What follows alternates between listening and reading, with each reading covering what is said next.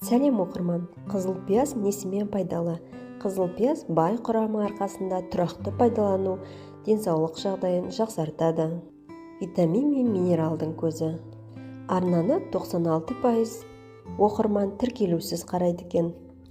Менің еңбегімді бағалап арнаға тіркеле кетіңіз. Ақпарат пайдалы болса, жақындарыңызбен бөлісе отырыңыз.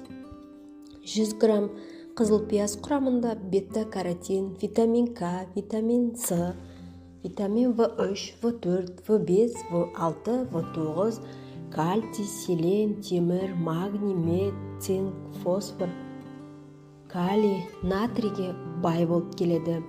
Осы микро-макро элементтер және витаминдер келесі жағдайларға көмектеседі. Инсульт қаупін төмендетеді. Жүрек қан тамыр ауруының даму қаупін азайтады.